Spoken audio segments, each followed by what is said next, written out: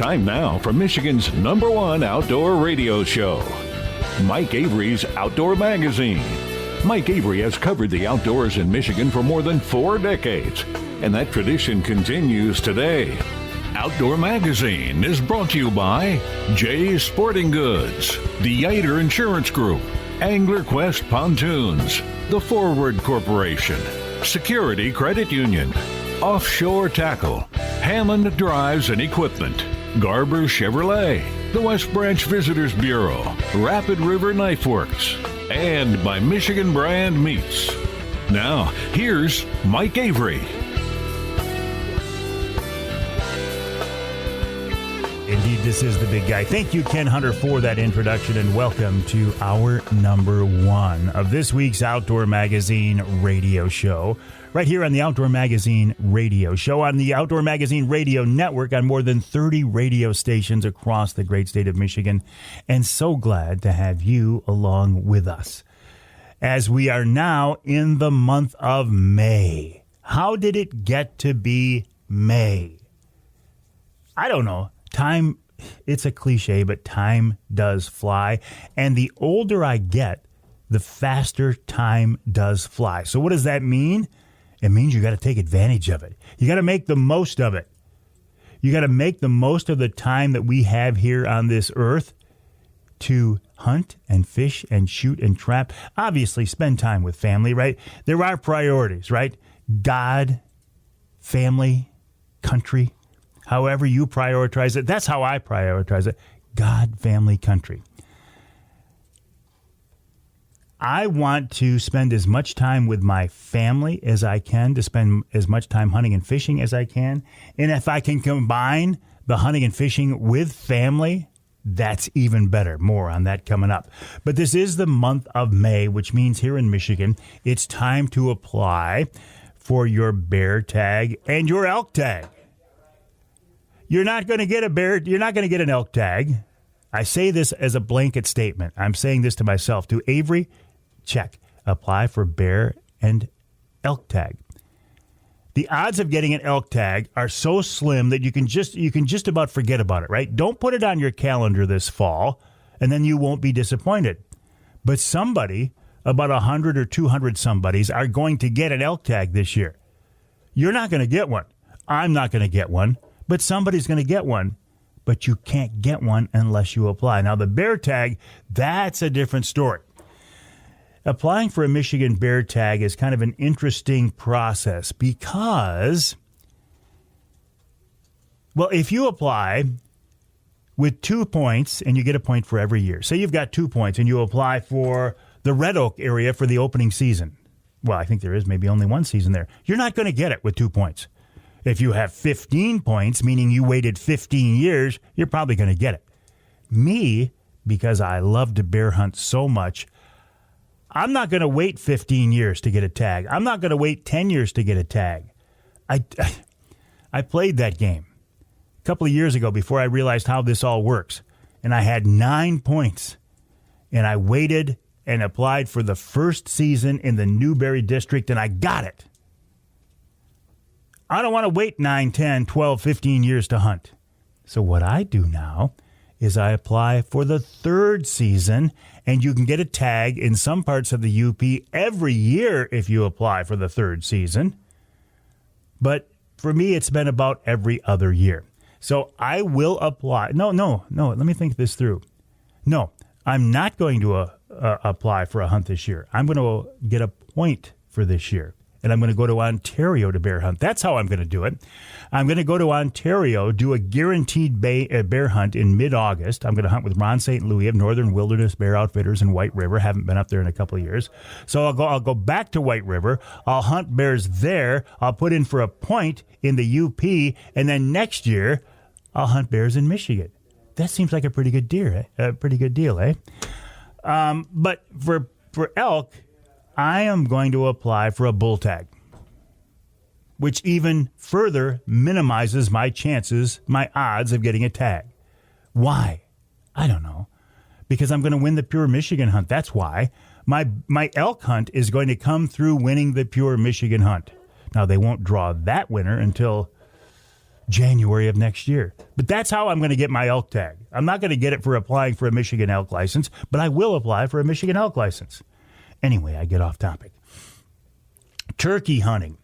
I have been telling you that my goal this year is not to shoot a bird. Now, if I have the opportunity, will I shoot one? Yes. But my goal this year is to get my grandson, Trent, a bird. Trent is a hardcore hunter. He has bear hunted. He has deer hunted. He loves to deer hunt. He has been with me turkey hunting when he was a little kid and watched me shoot a bird, but he's never shot one. So the goal this year is to get Trent a bird. Now, we didn't hunt opening weekend because the opening weekend of turkey season fell on Easter weekend. That's not going to work out. If I've got Easter weekend or turkey hunting, as much as I love to turkey hunt, Easter weekend's going to come first. Now, last weekend, we were out there. We were out there Saturday morning. We went out to our lease property, a place where we have not had a chance to scout yet, but we were out there all fall, all over this property, deer hunting, and we were overrun with turkeys. We saw turkeys all the time. There were turkeys everywhere. This area has a lot of birds. We didn't see a bird. We didn't hear a gobble, which was not too much of a surprise at the first sit because it was a cold, windy day. You hunt whenever you can hunt, but in my experience, turkeys prefer, well, let me say that. I, as a turkey hunter, prefer a little bit warmer day, a sunnier day with light winds. Why? Because I can hear the birds when they gobble. Why? Because I think birds tend to gobble more when it's sunny and nice and warm. So we didn't see or hear a bird on the first sit. So we packed up. We moved the blind over to another food plot adjacent to state land. Said, okay, this is a good spot. We've seen birds here before on camera. We've seen them here while we're hunting. We set up and, again, didn't see or hear a bird. Now, it was pretty cold that day. It was pretty chilly. So about early afternoon, we packed up and said, you know what? Let's go get an Amish sub. Let's salvage this day, go to the Amish shop and get a sub. But on the way out, this is what surprised me. On the way out, we did not see a track. Now, I realize it's been dry, but even in the areas where we had wet, the water holes, where there was mud, we saw deer tracks. We didn't see any turkey tracks. I didn't see a feather. I saw one turkey dropping. And this whole time, which leads me to my question of, what does the turkey population look like in your part of the state?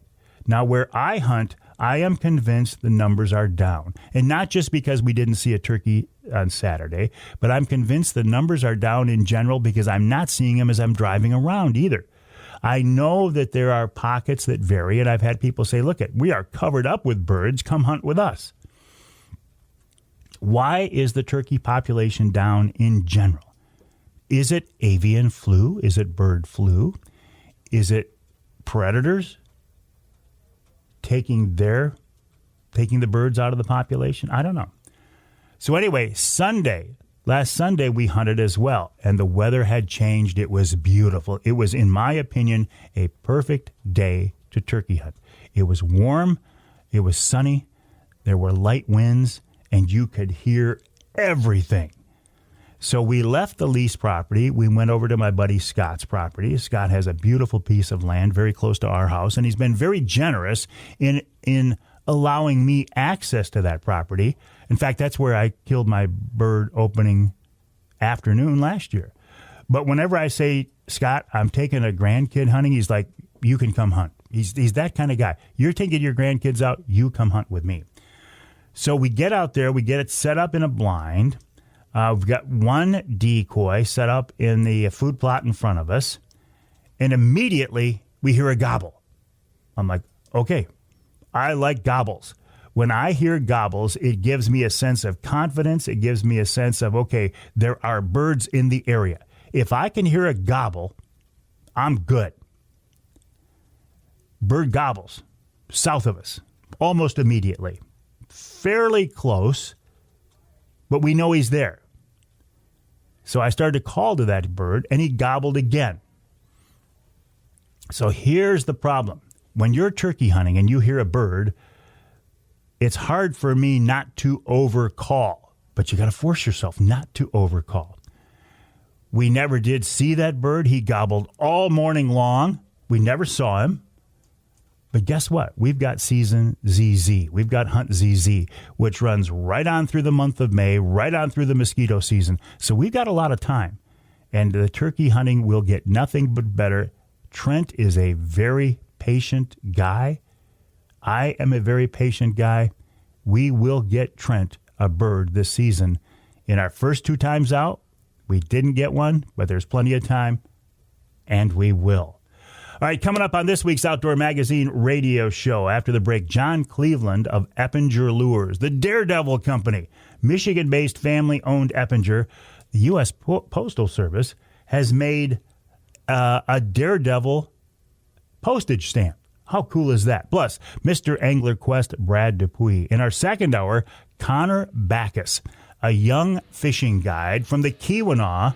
Their ice is finally gone, and Connor's on the water. We'll talk about that. Tyler Mehigh of MUCC on their ambassador program and more. The Ask Avery segment this week deals with the concept of allowing Great Lakes trolling anglers to run more rods. Ed has an update. And in hour number 3, we're talking food plots with Rich Chrzan of Killer Food Plots. Plus, we wrap it all up with wild game chef extraordinaire Dixie Dave Miner. My name is Mike Avery. This show is called Outdoor Magazine. The website is MikeAveryOutdoors.com. The email address is Mike@MikeAveryOutdoors.com.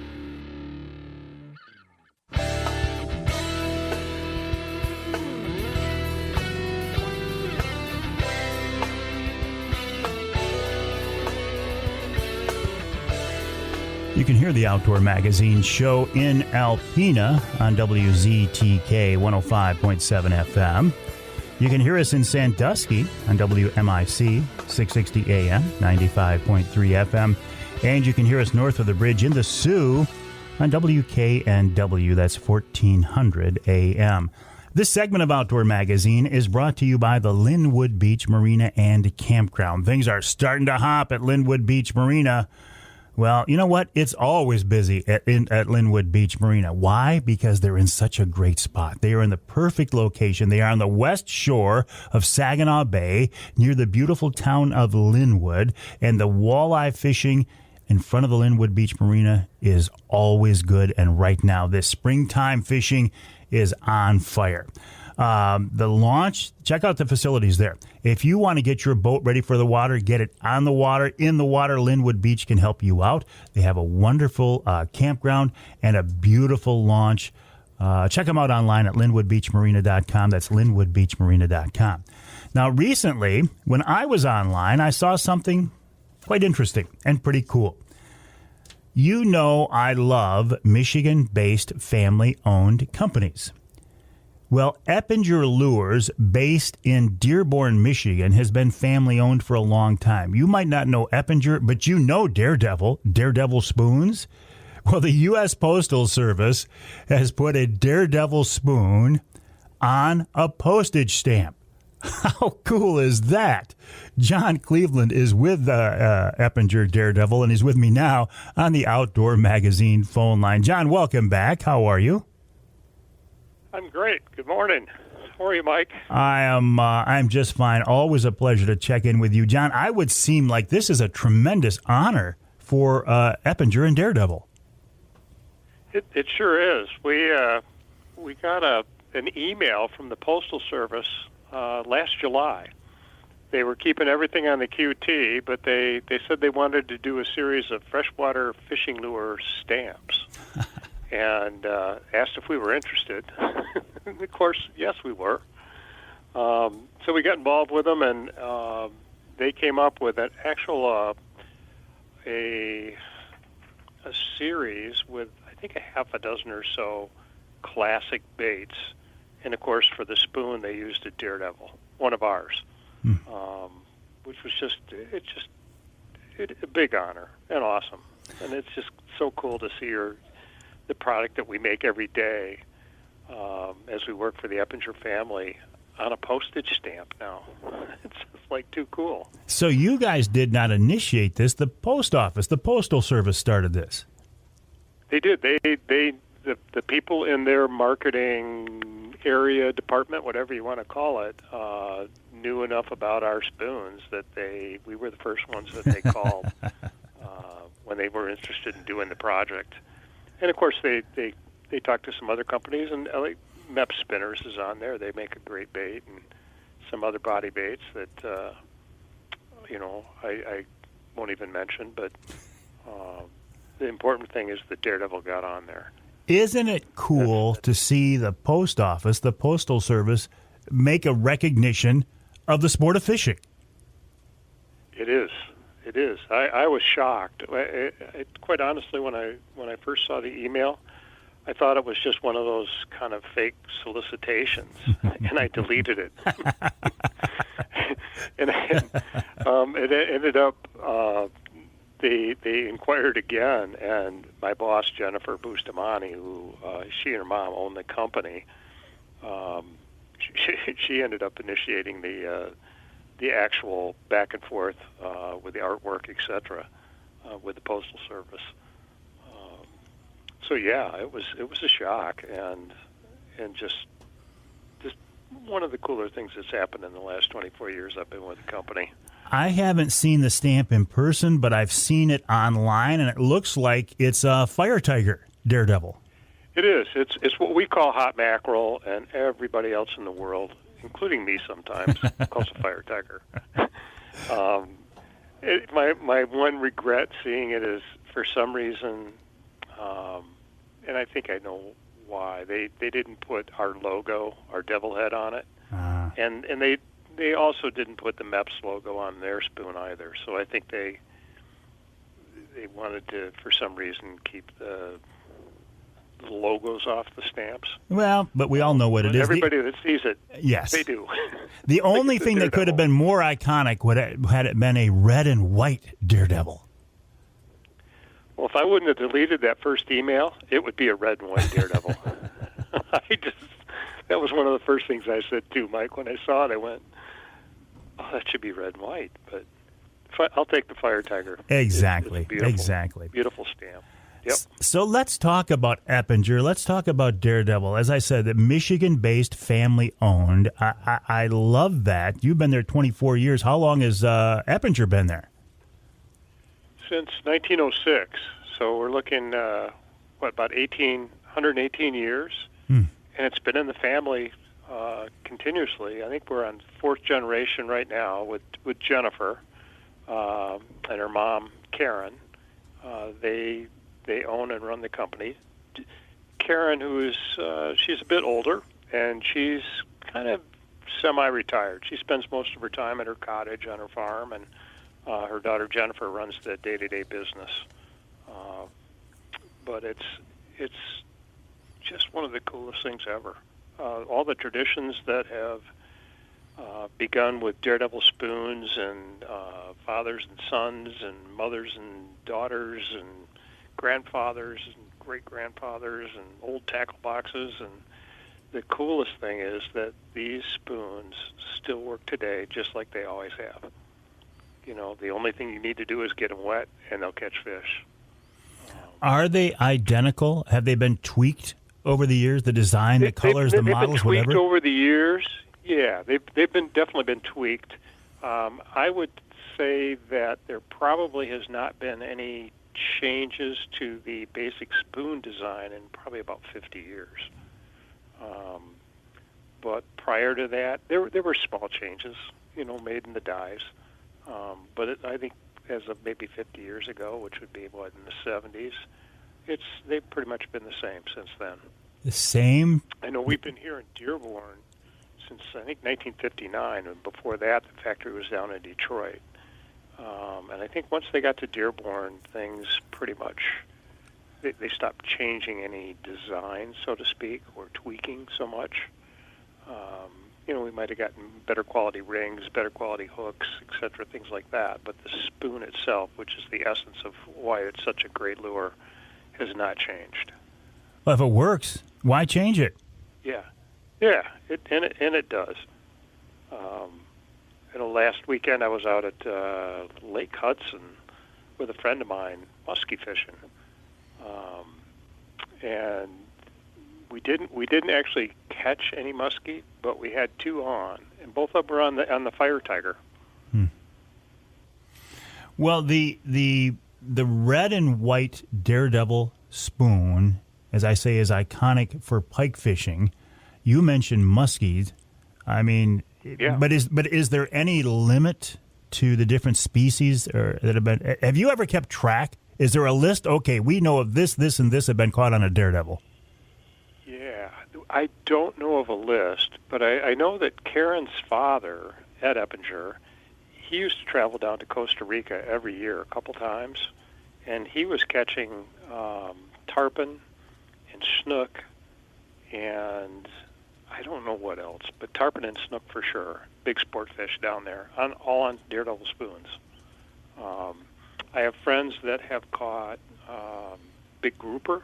They'll use our big husky devils that are designed for muskies, and they'll troll those down in the Keys for grouper and mahi. So basically, I'm going to tell you, there's no limit. Mm-hmm. You know, we make lures as small as 1/16 of an ounce and as big as 3.5 ounces. So we can catch a little baby trout, panfish, etc., all the way up into tarpon, huge lake trout, muskies. You know, we've pretty much got the bases covered as far as a spoon goes. I think of a Daredevle as a casting spoon, but you said you do make trolling spoons too. Yeah, they troll well. If you need, you know, if you're on a new piece of water, for instance, when we were out at Lake Hudson the other day, my friend and I, he'd been out there a couple times, but he didn't know the lake extremely well. So what we did is we trolled, which gives you the opportunity to cover a lot of water and find fish. Once you find them, once you find the holes, the hot spots, then you get into casting. So it's not sacrilegious to troll a Daredevle? Absolutely not. I mean, the old timers, that's pretty much the way they fish for pike, is to troll. Casting it's certainly not a modern art, but casting has probably become more popular than trolling in recent, decades, the last 30 years, 40 years. But before that, trolling a spoon was pretty much the way you went after pike. Well, what is it, do you think, about that red and white color? Is it that it's caught so many pike because that's what pike fishermen use, is the red and white? Or is there something about red and white that is so effective, that's why anglers have gone to it? I think it's because it's effective. If you look back, most of the first colors of different types of lures, whether it's a body bait, etc., over the years, red and white was super popular because it caught fish. And I think that part of the reason that happens is there's the contrast, you know, the white and the red, somehow triggers fish's brains to hit. But red and white, regardless of it being a spoon or anything else, has always been a good combination, effective. Eppinger definitely would be one of the first companies ever to come up with that, though. Huh. I think we first came up with the red and white spoon back in, probably maybe the early 19-teens. Hang tight, John. 1918, we named it the Daredevil. Before that, it was the Osprey. Well, listen, I want to go into that. I got to take a break here in the Outdoor Magazine show, but I want to follow up on that and go back to those early days. We're talking with John Cleveland of the Eppinger Company. You know their Daredevle spoons. The website daredevle.com, that's daredevle.com, and devil is D-E-V-L-E, but you know that by now. They have been honored, along with some other lure companies, been honored by being put on a postage stamp, a stamp. How cool is that? Again, the website daredevle.com, daredevle.com. Got to take a break. When we come back, more with John Cleveland of the Eppinger Company, the company that makes the Daredevil, right here on Outdoor Magazine.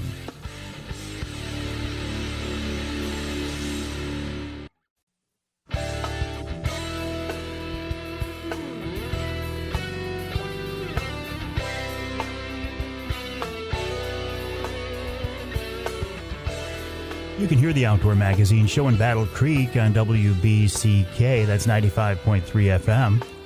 You can hear us in St. Joe. Let's go to WSJM, 94.9 FM. And let's go north of the bridge. Let's go to Marquette, WDMJ, 1320 AM. Those are just a few of the more than 30 Outdoor Magazine radio affiliates of the Outdoor Magazine Radio Network. I've been doing this for a long time. I would not be able to do it without your support. The fact that you are listening to the radio version of the show, the podcast version of the show, the fact that you follow me on social media, that makes this all possible, and I do certainly appreciate it. And because I've been around for a while, too, I have a lot of respect for companies who have been in the outdoor business for a long time, because I know what it takes to be relevant and viable and even be around for quite a while. So when I look at a company like the Eppinger Company, Michigan-based, family-owned, and I have a lot of respect for that. Michigan-based, family-owned Eppinger, been around for a long time. They make the Daredevle Spoon. If you have ever fished, you have fished with a Daredevle. John Cleveland is with the Eppinger Company, is with me now on the Outdoor Magazine phone line. John, how did you get hooked up with Eppinger and Daredevle? Actually, many years ago, I was in the restaurant business for, maybe 27 years. And towards the end of that period, I met Karen Eppinger as a guest in one of my restaurants. And we started talking, and then she said something about a lure company, and then she mentioned Daredevle, and I just, fell apart. I went, you're kidding. I didn't even know Daredevils were made in Michigan. She invited me for a tour, which was just incredible to see how these things are made, at least for me as a fisherman. And we just stayed friends. She kind of, as I transferred around the Detroit metro area into different restaurants, I used to work for a fellow named Chuck Muir, who ran some wonderful restaurants. We just became friends, and she helped support me by bringing her family and her friends into my restaurants. And back around 2001, I decided it was time to get out of the restaurant business, and I wanted to get into the sporting goods business.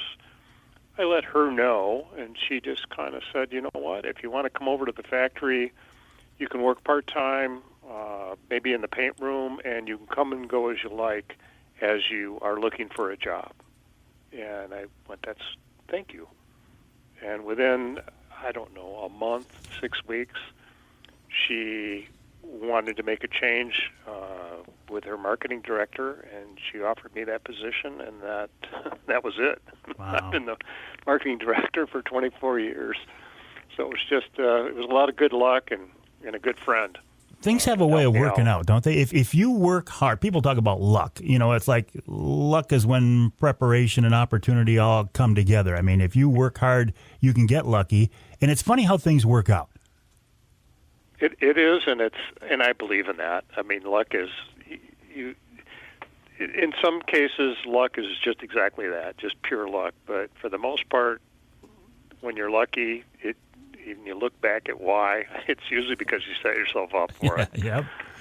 Are Daredevils still made in the factory there in Dearborn? How are they made? Do you have a machine that comes through and paints these things? Are they done by hand still? They're all done by hand. Wow. The process basically is that there's a stamping factory in Isle, Minnesota, a stamping and a plating factory. They have our dyes, which are proprietary dyes. There are no other lures that are stamped on those dyes other than Daredevils.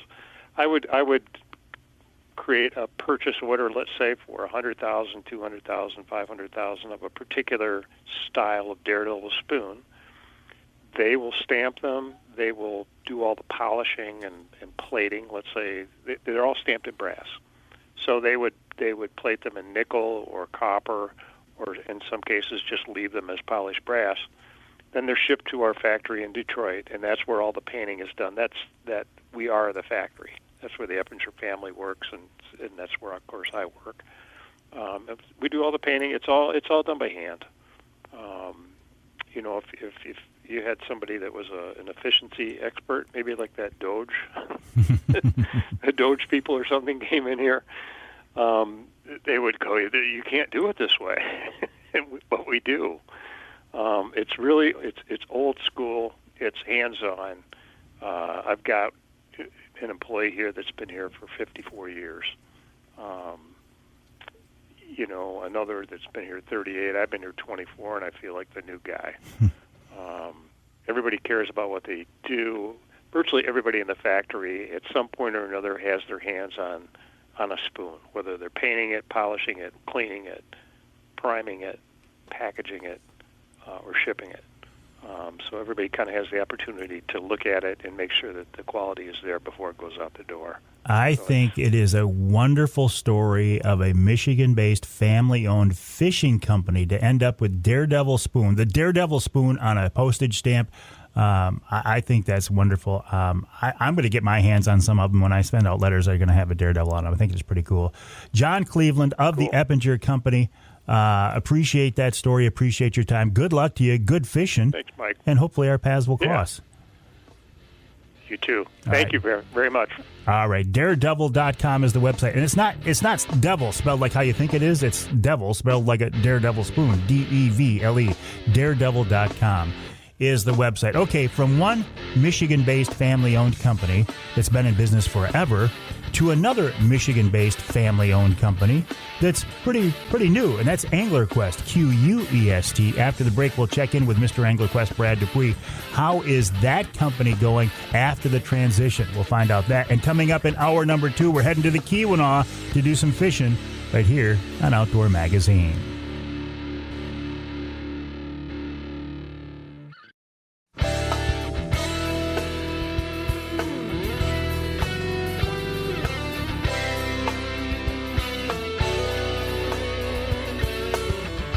You can hear the Outdoor Magazine show in Carroll on 2 stations, WKYO 1360 AM and WIDL 92.1 FM. And you can hear us in Holland on WHTC 1450 AM, 99.7 FM.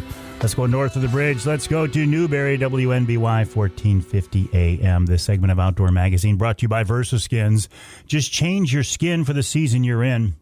Why buy a bunch of different sets of expensive hunting clothes when you can buy one good quality set, snap on and zip on an outer shell of a different camo pattern? If you need big sizes, 4, 5, 6X, VersaSkins can help you out there as well. 2 places to go, VersaSkins.com, or go to Amazon.com and do a search for VersaSkins brand. VersaSkins, Michigan-based, family-owned again. Are you sensing a theme for this hour? Michigan-based, family-owned. I love that. I have been working with AnglerQuest for the past several years here now. The original AnglerQuest, QWEST.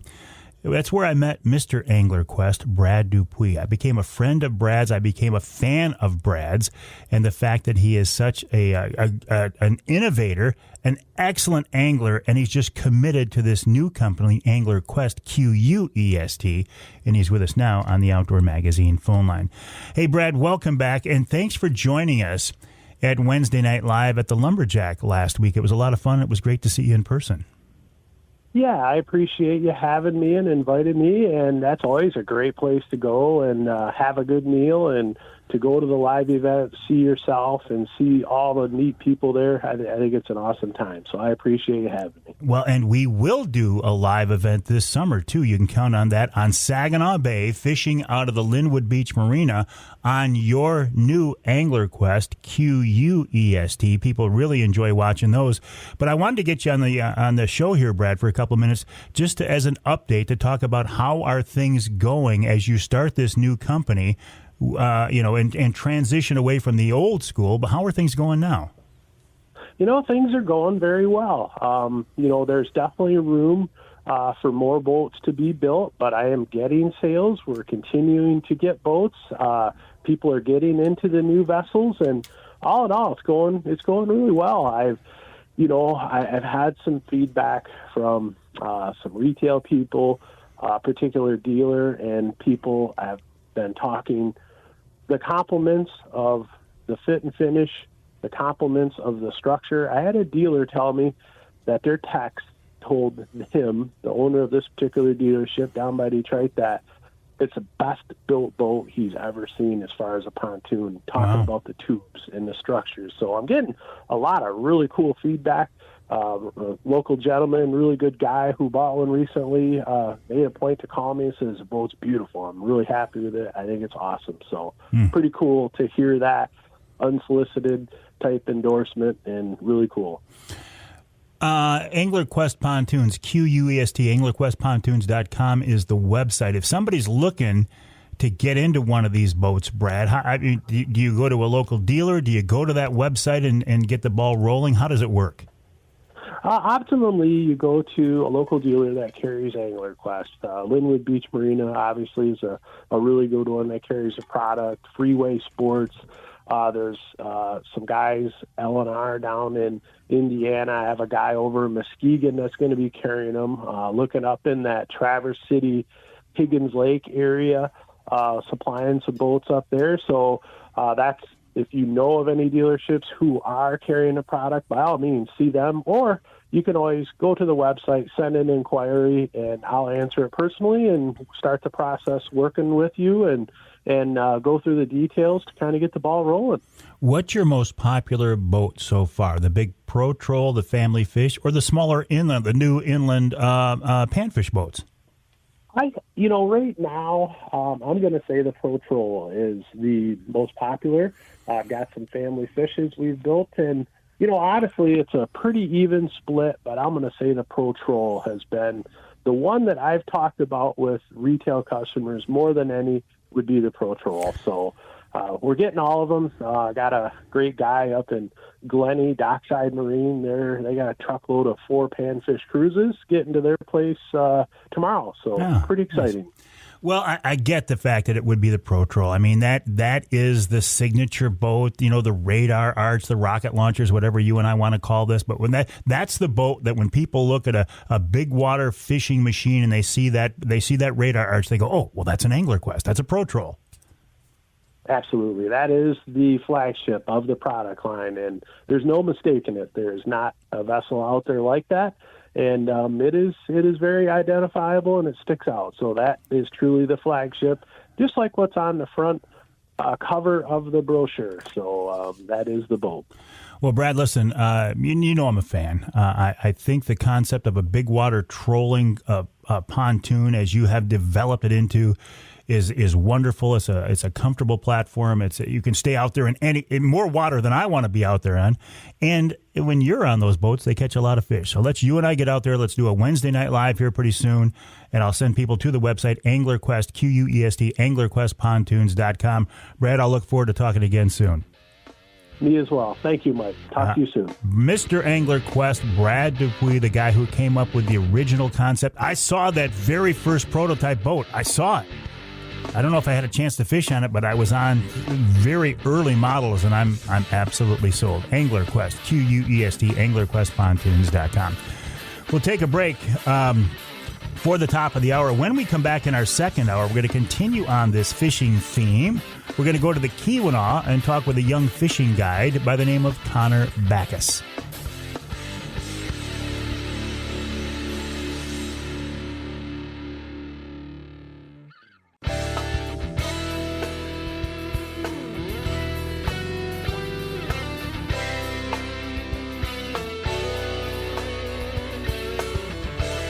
Time now for Michigan's #1 outdoor radio show, Mike Avery's Outdoor Magazine. Mike Avery has covered the outdoors in Michigan for more than 4 decades, and that tradition continues today. Outdoor Magazine is brought to you by Jay's Sporting Goods, the Yater Insurance Group, AnglerQuest Pontoons, the Forward Corporation, Security Credit Union, Offshore Tackle, Hammond Drives and Equipment, Garber Chevrolet, the West Branch Visitors Bureau, Rapid River Knife Works, and by Michigan Brand Meats. Now, here's Mike Avery. Well, thank you, Ken Hunter, for that introduction, and welcome to hour number 2 of this week's Outdoor Magazine radio show. Hour number 2 of 3 hours. Yes, this is a 3-hour show.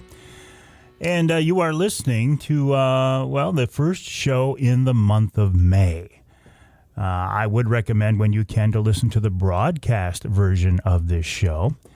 The reason I push the broadcast, the radio version of the show, is that's what makes this show unique.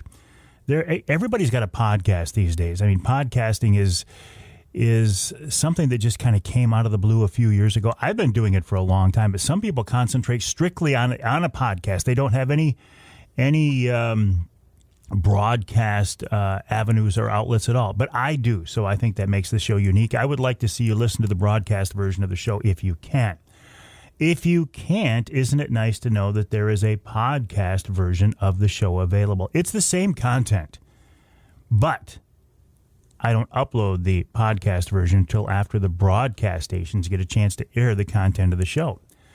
Where do you hear the podcast? You can hear it on my website, MikeAveryOutdoors.com. It's on my Facebook page. It's on all of the usual podcast outlets, including Amazon, Audible, LinkedIn, Apple Music, Google Play, Spotify, Twitch, the whole gamut, right? I put it on YouTube as well. I do like podcasting, though. In fact, each month I do podcasts for some of my advertising partners, including Offshore Tackle, AnglerQuest, QUEST, and Killer Food Plots. Now, coming up in hour number 3 of this week's Outdoor Magazine radio show, Rich Chrzan of Killer Food Plots will be joining me because, indeed, it is that season. It's fishing season, too, right? I mean, what do we got going on right now? Turkey hunting, we got morel hunting, we've got fishing season. And much of the conversation, at least in my mind and in my circle of friends and on the show this year so far this spring, has centered around southern Michigan fishing, in particular Lake St. Clair, Lake Erie, Detroit River. I've been trying to get a guy named Connor Baccus on the show for the last couple of weeks. Now, Connor's way up in the Keweenaw. That part of our state is just, it's beautiful. It's its own world. I enjoy my trips to the Keweenaw because it's like, it's such a refreshing and beautiful part of our state. Well, Connor and I have been talking. He says, Mike, up until just a few days ago, he's like, there's ice up here. We can't talk about open water fishing because there's been ice. Well, now the ice is gone. Connor's back on the water. In fact, I think he's on the water as we're talking right now, and he's joining us on the Outdoor Magazine phone line. Connor, welcome back. How are you? Hey, thank you for having me. Yeah, doing really good now that there's open water, so I'm happy. Man, you guys have to wait a long time up there for open water, don't you?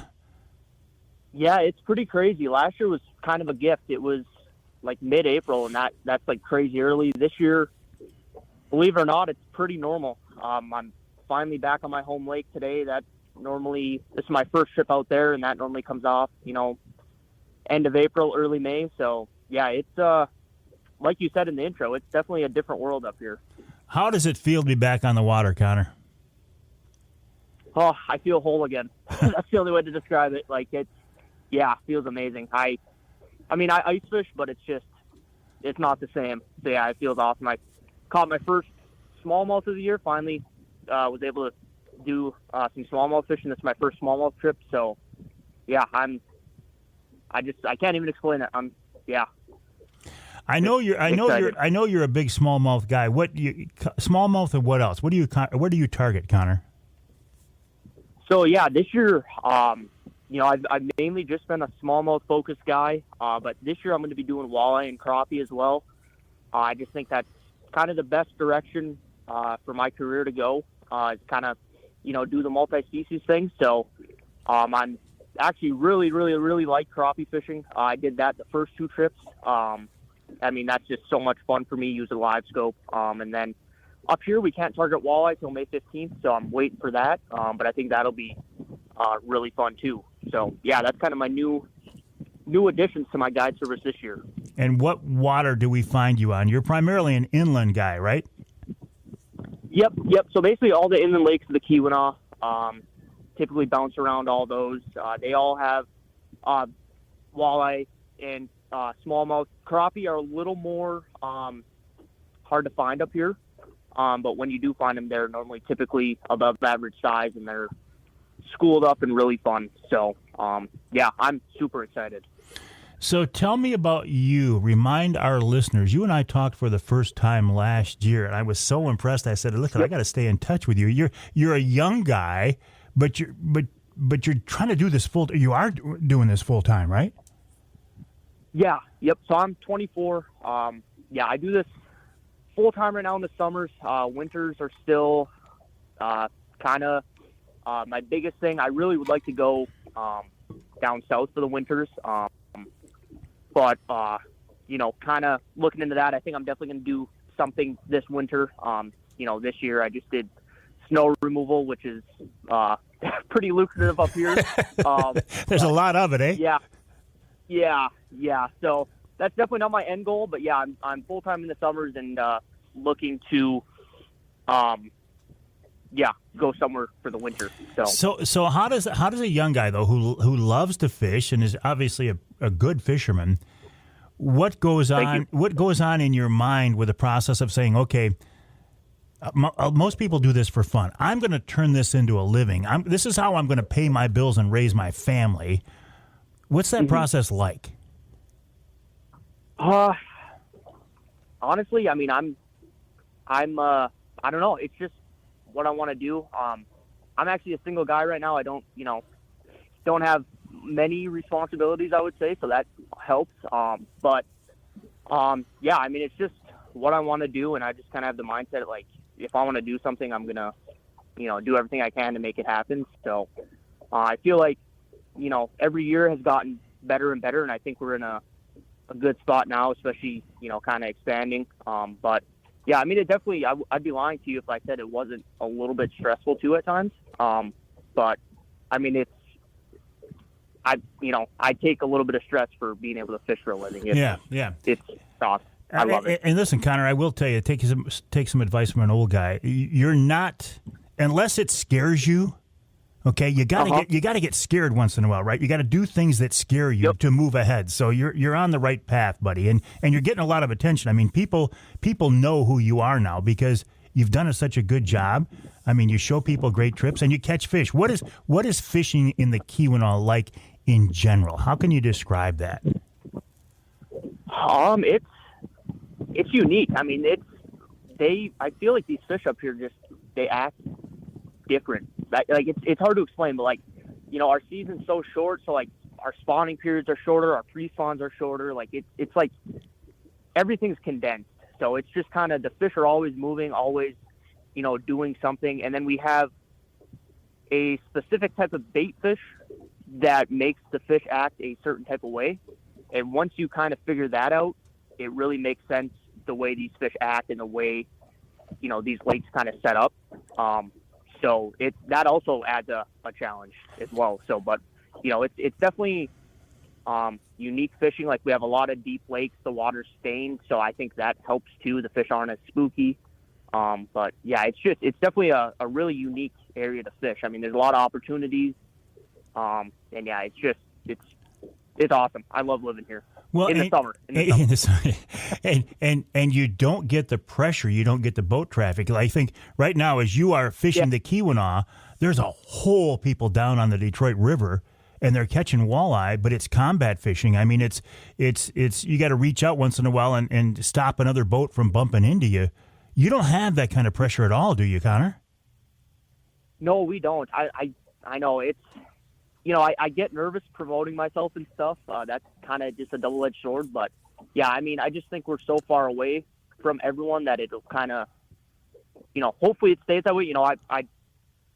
I love, having people in my boat. But, yeah, it's just, kind of one of those things. I think we're just so far off the beaten path that it just kind of, gets overlooked, especially when you got Sturgeon Bay 4 hours south. You have, St. Clair, Detroit River, all these other, world-class fisheries kind of in the nearby area. It just kind of gets overlooked.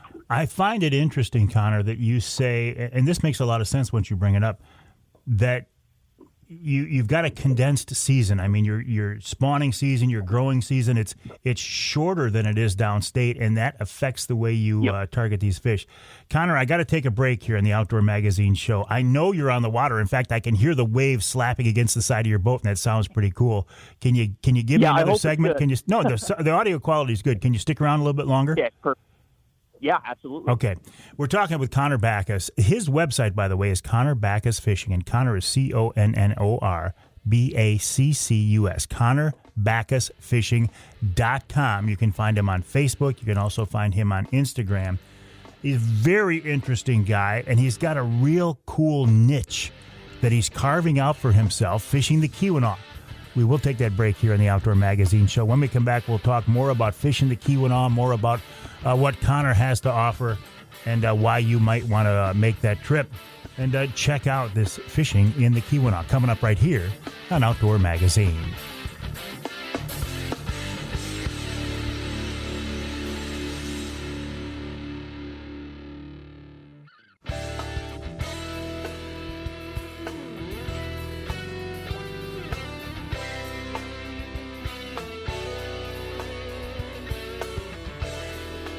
You can hear the Outdoor Magazine show in Sheboygan on Big Country Gold, WCBY, 1240 AM, 100.7 FM. You can hear us in Houghton Lake on the Twister, 92.1 WTWS. And you can hear us north of the bridge in Iron Mountain, WMIQ, 1450 AM. This segment of Outdoor Magazine... Ooh, that sounded different. This segment of Outdoor Magazine is brought to you by the company that makes this sound. Now, why did that sound different? You know why? That's because it's my mini Youper locking back this time. I just pulled this one out of my pocket. I thought, you know what? I'm going to carry something a little different today.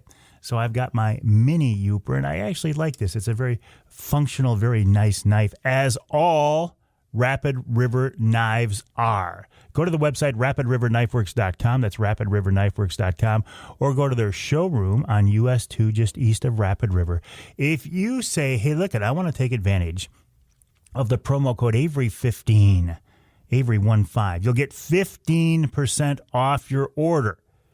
Rapid River knives are beautiful. They're handmade by craftsmen in Michigan's Upper Peninsula. They're guaranteed for life. They're a great gift. Is it the time of year? Yeah, for dads and grads. But you know what? They're a great gift a year round. So, again, go to the website, rapidriverknifeworks.com. Use the promo code Avery15 and get 15% off the order. Or stop by their showroom. The thing is a destination. It's absolutely beautiful. Again, they will let you use the promo code there, Avery15, Avery15, rapidriverknifeworks.com. Speaking of the Youp, right now we're talking with a guy who is a fishing guide in the Keweenaw. His name is Connor Baccus. His website is ConnorBaccusFishing.com. Connor is on the water right now as we're talking, and his fishing season is just getting started because up until now, his local lakes have been covered by ice. Connor, it's got to feel great to get out there. Yeah, it does. It's amazing. This is what I live for. So yeah, it's just everything feels right now. So all right. So good. Listen, can I ask you what body of water are you on right now? I might keep that a secret for now. Okay, fair enough. Just because there's not many open right now, and I just So yeah. But fair enough. It's in the Keweenaw. All right, it's in the Keweenaw. Yeah. We know that. So what are you yeah. Are you targeting anything right now, or are you just looking for whatever's going to bite at this point? Yeah, today I'm specifically targeting smallmouth. This is my first day able to fish for smallmouth. So yeah, the water's 36 degrees. The ice came off yesterday or the day before. So I'm not gonna catch. It's not gonna be like a guide trip, catching 30, 40, but hopefully catch a handful of nice ones, and yeah, I'd be happy. Yeah. So. You may have answered my next question. I was going to say, if we book a trip with you, is it a trip with a lot of fish, or smaller numbers but big fish, trophy fish? Yeah, so it really depends what you want to do. Our smallmouth up here, they kind of top out at like a 6-pounder up here is rare. But, that's kind of, it really depends. Like in the summer, we can catch, 20 to 40. I think the best trip I've had is like 54, and it was like a 6 hour. So, if you want to go target big ones, we can go do that. If you want to target numbers, we can do that.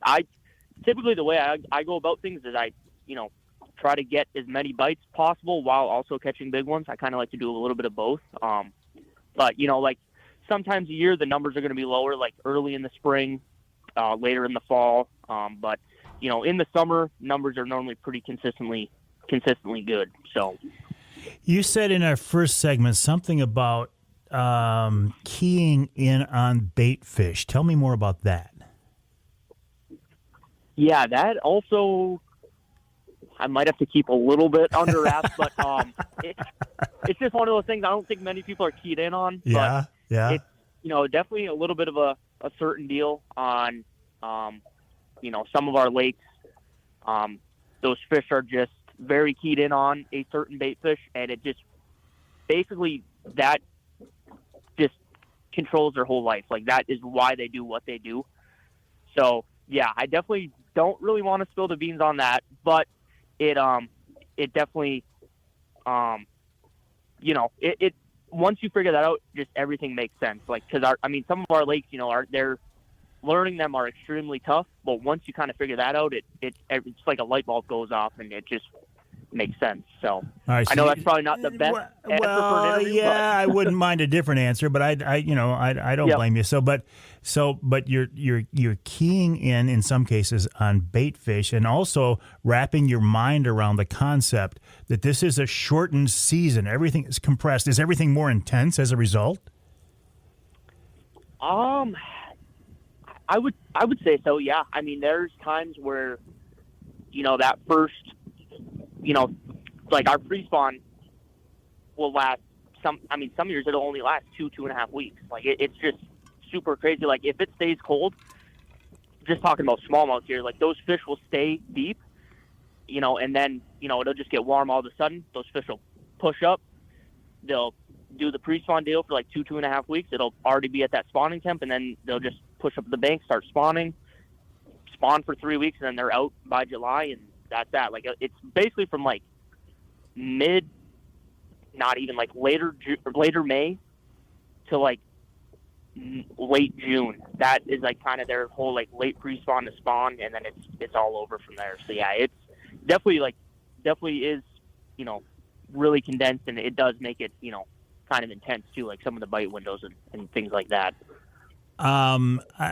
Your bass fishing trips obviously are casting trips. Your walleye trips you have planned for this summer, are those going to be trolling trips, Connor? I'm going to try to keep those casting as well. I am a big live scope guy, and I just think with live scope and with certain techniques, I don't think we'll have to troll. So yeah, that's definitely going to be. I would say that's definitely going to be the biggest learning curve is the walleye. I mean, I've done it before, but it's definitely going to be, a challenge that I'm looking forward to, and I think will be good. But yeah, definitely going to try to just do casting. So that's going to be the plan. You mentioned live scope, and I see on your website, ConnorBaccusFishing.com, that you actually do live scope training. I am fascinated by this. I've only seen it in use a couple of times. I don't have a unit of my own yet, yep. But it looks like, man, this could change the way people fish, and some people would say maybe not for the better. I mean, you can look at a specific fish, target that fish, and stay on him until he bites. Does that give you some people would say an unfair advantage?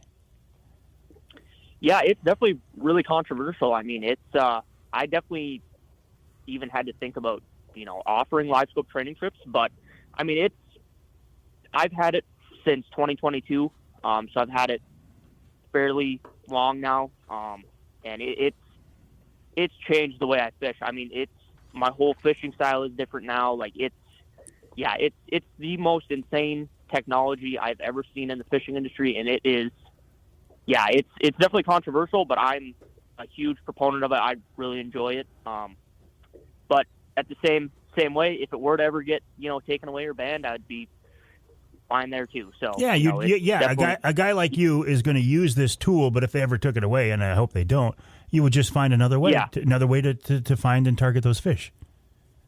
Yeah, exactly. That's the thing. Like, it's if you're just a weekend angler or you don't need it, I honestly wouldn't get it. I mean, it definitely there's no surprises anymore with it. But if you're doing it for a living, I mean, it's honestly gotten to the point now where you need it. So it's definitely one of those things for sure. Well, and the way I look at it too, I mean, you can find a fish and you can target those fish, but you can't make them bite. That part of it is still up to the fish. So there's still it's not a slam dunk. It's not a given. Yep. Yeah, that's the first day out this year crappie fishing. The water was super cold, and I probably caught a third of the fish I saw. So it can be really frustrating too. But yeah, it's just one of those things though where you get used to it. I mean, I've spent so much time looking at live scope, and it's just you kind of just have to not let it affect you and just go to the next fish. I mean, that's kind of I could talk about live scope for hours, but you can waste so much time with it that you kind of just have to judge the fish, and it's like, okay, that fish is just never going to bite. I'm not going to waste my time. I'm going to move to the next one. So it's it's definitely the whole technology just fascinates me. Well, and you talk about water temps right now, Connor Baccus, in the Keweenaw, you're dealing with ice out conditions. You said the temps in mid 30s, 36 or so. Well, what will your summertime water temps get up to? What are you dealing with in the summer? Yeah, really not that bad. It tops out, on a warm year, 75 surface temp. Okay. And that's, so yeah, it's, really not dealing with crazy hot temps, and the fish are, really pretty comfortable all year. So yeah, it's definitely, but 75 is probably pretty warm to them, just based on how cold it is here. But yeah, I mean, the fish really have no issues for most of the year. So as I look at your website, you're talking about bass, walleye, crappie. I mean, if I said, Connor, I know there's monster pike in the Keweenaw, could we do a pike trip? You could, yeah. The only reason I don't offer them is, there is 40-inch pike. It's just not a consistent bite anymore. There's just a lot of hammer handles. Just kind of it's just not a consistent bite where I feel confident enough to guide for them yet, targeting those trophies. But you can definitely go out and catch a ton of pike. But yeah. I mean, the best time I found to catch like those 40+ inches is post spawn, and seeing them on live scope, suspended over deep water, and pitching to them and watching them eat it. So it's I've done that a few times. But yeah, it seems like the post spawn is definitely the best. Well, Connor Baccus, I'm glad you're back on the water. I wish you a great season. What I'd like to do is check in with you again, as we get closer to summertime fishing conditions, see how things are going, and remind people that you're there and you're booking trips. Yeah, that'd be awesome. Yeah, I really appreciate you having me on. I'm so locked into the fishing side, I sometimes neglect the marketing side. So I really just appreciate you getting me out there. And yeah, I get it, Connor. The website, Connor Baccus Fishing, Connor, CONNOR BACCUS, ConnorBaccusFishing.com. You can find Connor on Facebook. You can find him on Instagram as well. He's a young guy making a name for himself. He's a great stick. I know he's getting a lot of attention, and he will get more. ConnorBaccusFishing.com. We'll take a break. When we come back, Tyler Mehigh, of another young guy of MUCC, talking about their ambassador program and more, coming up here on Outdoor Magazine.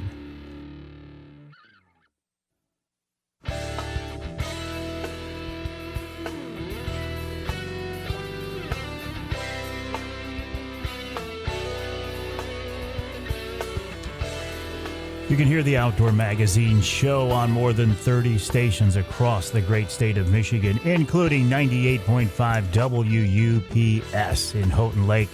In Lansing, you can hear us on WILS, that's 1320 AM. And if you want to go north of the bridge, you can do that. You can go to Manistee, WTIQ, 1490 AM, 95.3 FM. This segment of Outdoor Magazine is brought to you by Killer Food Plots.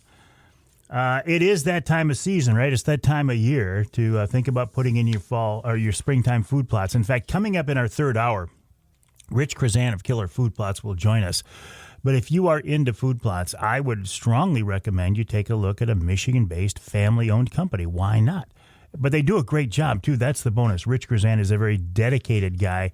He will do his best to help you get the best results from your food plots that you're going to put in. You know, it's not a cheap process, right? You can put a lot of money into your food plots, so why not get the best results you can? Rich Chrzan of Killer Food Plots. My recommendation, killerfoodplots.com. That's killerfoodplots.com. My recommendation also is that in today's world, you team up with people. If you are committed to and are interested in this outdoor lifestyle that I'm always talking about, hunting and fishing and shooting and trapping, why not work with an organization that has your best interest at heart? And I think MUCC does, MUCC.org. Tyler Mehigh is the marketing director, the communications guy for MUCC, and he's with us now on the Outdoor Magazine phone line. Tyler, welcome back. How are you? Good morning, Mike. How you doing? I'm doing great. Listen, you got my attention here last week. I was scrolling through my social media feed, and I go to the MUCC, and I see, and this was not a surprise. I knew you were going to use a picture. I didn't know what it was for, though. I see a picture of me on the ice holding a Saginaw Bay walleye, and you're talking about your ambassador program. So now you've got my attention, Tyler. What is it? Yeah, that's right. We like to keep you on your toes, Mike. Yeah, well, you did. So you were really the first one to do this, and we didn't have an official title for it, but we've been working with you for a while, obviously. So you were really the guinea pig for our new MUCC field team. And really what this is, it's just an opportunity for us. You know, we're all really trying to accomplish the same thing, and MUCC is doing a lot of great things, but we're not necessarily reaching all the people we want. So we figured it was a great opportunity to try to bring people with other audiences that are already making an impact and just continue working with them. So our MUCC field team is going to be a group of leaders in the conservation industry on social media, and they're really going to be helpful in just kind of pushing our message out and helping bring other people into the world of conservation and what we do, and ultimately continue to protect our natural resources. So am I a member of the field team? You are. You are the founding member, Mike. Geez, I'll add that to my resume. That's wonderful. Right. No, but I think this is a great idea. And Tyler, I hope I've told you guys enough this lately, but I'm really impressed with the small staff at MUCC, but the way you guys are dedicated, and these days especially, you're looking for new ways to reach more people. And isn't that the goal? Because the more people we reach, the more people we get involved, the better our chances of continuing this outdoor lifestyle. Exactly. And, you know, our voice is only stronger in numbers, and that's really what we focus on, is just trying to unify the voices in Michigan of the sportsmen and women and make sure that we're all on the same page and, you know, we're all pushing for the same things. And, you know, a great example of that is our Coyote Coalition that you've been doing a great job of advertising, but we're now at 2,000 people signed on. We're representing over 75,000 acres owned by coalition members. And again, you know, with the NRC meeting coming up, it's just another way where we can unify all of our voices and, you know, we're stronger together. MUCC.org/Coyote Coalition. And it's basically an online petition. But Tyler, I've always wondered how much good does signing a petition do? But it is a way of making our interests known, isn't it? Yeah.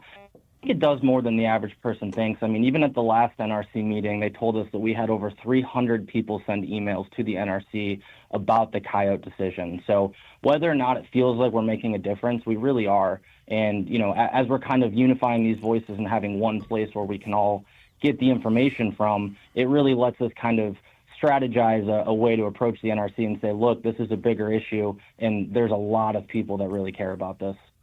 And again, this coyote issue, what we're talking about is last year in the springtime, NRC, Natural Resources Commission, voted to shut down the coyote hunting and not make it a year-round activity. But the problem is it was not based on sound scientific wildlife management practices. It was based on social perception, right? And we don't want to go down that road.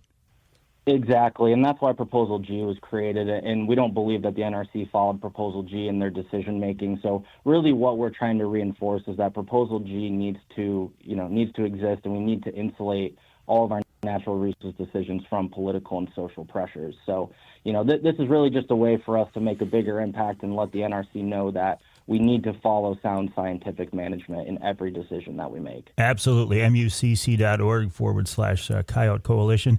And Tyler, MUCC.org/golf. Let's not forget about that. Friday, July 25th at the beautiful West Branch Country Club, the second annual Mike Avery Outdoors Charity Golf Outing. And we're going to raise more money this year, Tyler. Absolutely. I mean, it was a great event last year, and, it's only going to keep getting better every single year. I was on the range last night practicing for it, so, I'm ready. I haven't even been on a golf course yet, but I'm going to start. Tyler Mehigh of MUCC, appreciate your time. MUCC.org, MUCC.org. Please consider becoming a member. There are strength in numbers. Become an individual member. Also, MUCC.org/Coyote Coalition. Sign the petition. And, of course, MUCC.org/golf to sign up for the second annual Mike Avery Outdoors Charity Golf Outing. A lot of things going on at MUCC.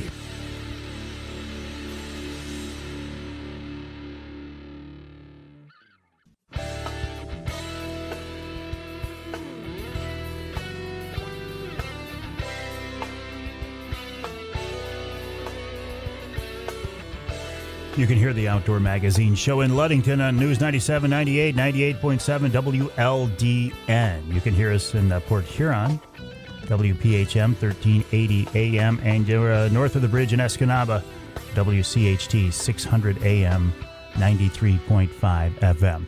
The Ask Avery segment is brought to you each week by the good folks at Security Credit Union. Security Credit Union loves to work with outdoorsmen and women, and they can help you with your next outdoor adventure. Check them out online at securitycu.org.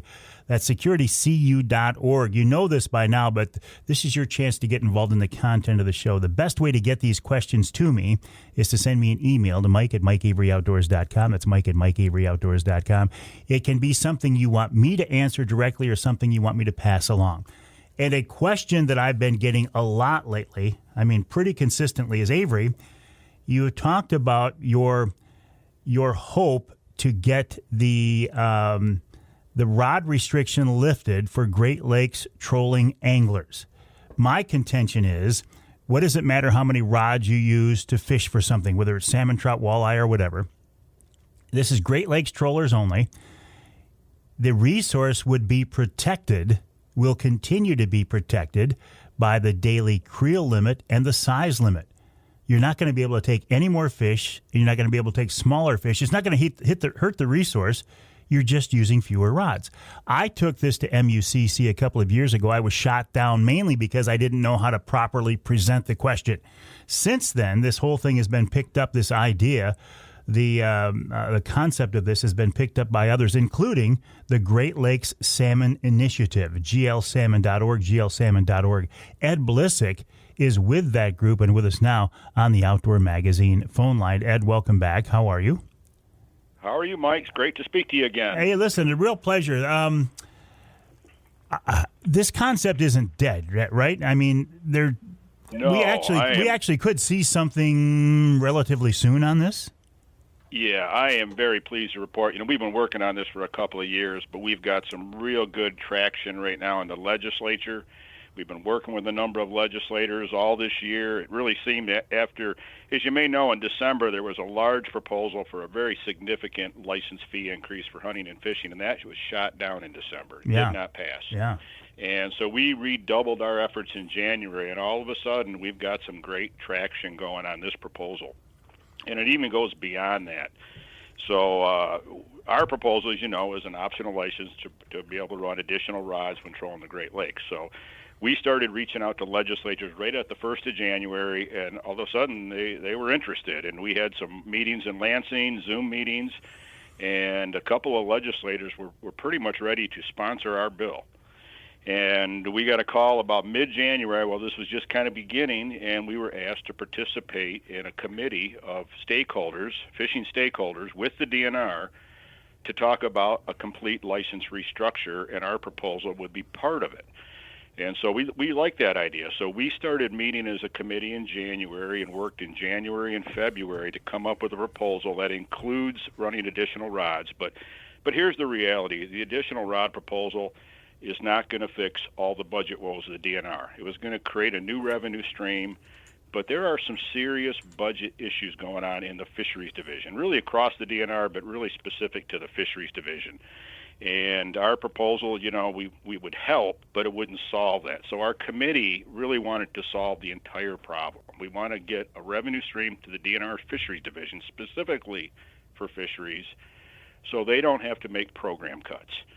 And, I've heard a lot in social media and out there that there's all this fat in the DNR and, there's plenty of room to cut. Well, people don't know that the fisheries division has been making steady cuts over the last 5 years. They haven't had a fee increase since 2014, and inflation goes up. Everything costs more. Well, when your budget's fixed and prices go up, you have to cut things. They are facing, in 2025, the fisheries division alone, a $1.7 million budget deficit. And they can't do that. At the end of the year, they have to balance their budget by law. So they have to cut things this year. So here are some of the cuts they've made in the last 5 years, including this year. They pretty much eliminated all the inland creel counts.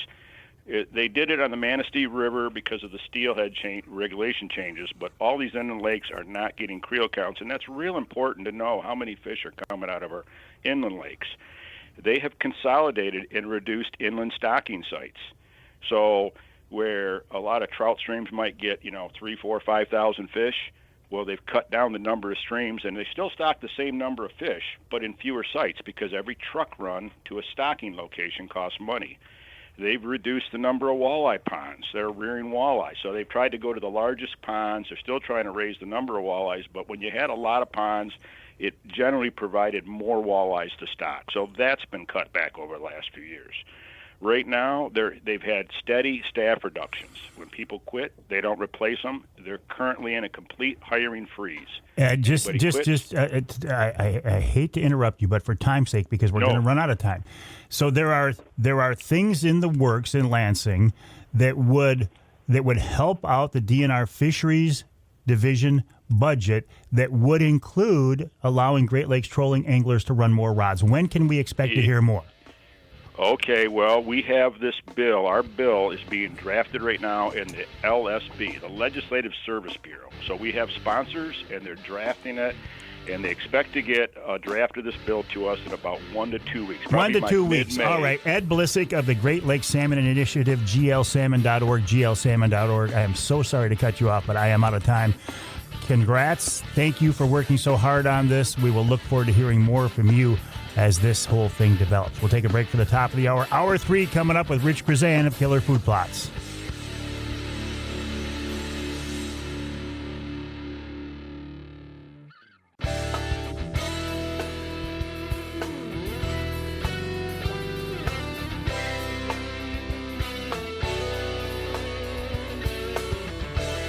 Time now for Michigan's #1 outdoor radio show, Mike Avery's Outdoor Magazine. Mike Avery has covered the outdoors in Michigan for more than 4 decades, and that tradition continues today. Outdoor Magazine is brought to you by Jay's Sporting Goods, the Yater Insurance Group, AnglerQuest Pontoons, The Forward Corporation, Security Credit Union, Offshore Tackle, Hammond Drives and Equipment, Garber Chevrolet, the West Branch Visitors Bureau, Rapid River Knife Works, and by Michigan Brand Meats. Now, here's Mike Avery. Indeed, this is the big guy, Mike Avery. Thank you, Ken Hunter, for that introduction, and welcome to hour number 3 of this week's Outdoor Magazine radio show. Right here on the Outdoor Magazine radio network on more than 30 radio stations across the great state of Michigan. And as always, so glad to have you along with us as we continue to celebrate this outdoor lifestyle, to talk about the history and tradition of hunting and fishing and shooting and trapping and conservation issues and wildlife issues, even some wild game cooking. Oh, it's a wonderful time of year, isn't it? I mean, as you are hearing this, it is now the first weekend in the month of May. What's that mean? It means, well, turkey season continues. It means there's some wonderful springtime fishing. It means the search for springtime morel mushrooms. Maybe it also means for you that it's pretty soon or about time to be starting to put in your springtime food plots.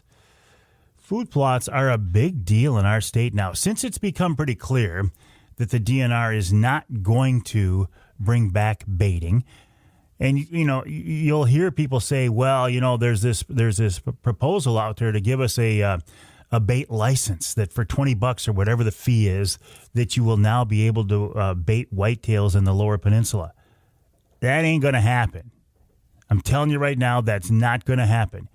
Was there a proposal to do that? Are there proposals to do that? Yes. It's not going to happen. And don't look for the DNR to back down on this and say, oh, no, we think that baiting should now be allowed. No, they have invested too much time and energy and too much social, I don't know what the word is, but they're not going to back down now, because if they say that, no, we think it's now okay to bait for whitetails, that destroys all their credibility. That's not going to happen. So what are the options? The options are, if you want to attract whitetails or wildlife in general, you can look at food plots. And there are a ton of companies out there doing this. I always come back to Michigan-based, family-owned killer food plots. Look, if you're going to deal with a food plot company, why would you want to deal with a company out of Georgia or wherever it might be? Why not work with a Michigan-based company? And that's why I like Killer Food Plots. Rich Chrzan is the guy behind Killer Food Plots, and he's with us on the Outdoor Magazine phone line. Rich, welcome back. How are you? I'm good, Mike, and yourself? I'm doing good. I know you were in the turkey woods this morning. How'd it go? It was exciting. You know, we had encounters with birds this morning, the closest we've had since the season opened. Unfortunately, we had a resident coyote come through and tree our birds, and they were just on edge after that. They wouldn't pay attention to a call, and once they come out of roost, they were, you know, they didn't even want my decoys. So if it was a couple of years ago, that hunt would have ended way differently, but we can't shoot coyotes right now. So that guy got a free pass this morning. I wanted to beat him down, but I didn't. So yeah. Well, and listen, I'm not one of those guys who says let's kill all the coyotes, but we do have to keep them under control. There's no doubt about that. Yeah, I agree. You know, I mean, it's fun to see stuff. You know, you get to see a coyote out in the wild. It's kind of neat to watch them and see how they interact. But so we chase turkeys again. It's a win for both of us. My daughter just started turkey hunting this year, so you know, we get another day out in the woods together. So there you go. You really can't lose at that point. You know. Rich, how is the turkey population in your part of the state? Because I got to tell you, over here where I am, I feel like the numbers are definitely down. Definitely down here too. You know, even just 4 miles away, there's such a big difference. At my house, I hardly ever see turkeys, only in the fall and really early spring when there's still snow on the ground. 4 miles away, you know, I go over there and I used to see 20, 30 birds at a time. And I mean, we've seen 4 different birds this morning and only heard the 2 that we've seen. So I think they're really down. You watch my trail cameras, you know, and there's so many raccoons running around at night. That's just, I think, devastating the population quite a bit. Yeah. You know, you mentioned, and I don't want to get us too far off topic, but we got a lot of time to talk this morning. You mentioned getting out there with your daughter. The gist of my season this year is to get my grandson his first bird. So I completely get what you're saying. It's actually any excuse to spend more time in the woods with our family. It's all good. That's absolutely true. You know, I'm a novice. It's only my 3rd year, so I say we're failing together, right? But we're learning a lot. It's not something I'm used to, so we're spending a lot of time watching videos. And yeah, you're right. It's just great sitting out there and enjoying. I'm not even hunting unless she is right now, just because like what you're doing, I want to get her bird. So yeah, I told my grandson, I said, don't worry about it. I am not going to hunt until we get your bird, so we're good. So I get what you're saying. Well, hey, Rich, you know, a lot of times people think about putting in food plots specifically for deer hunting season, but will food plots attract turkeys as well? Yes. You get a nice clover plot.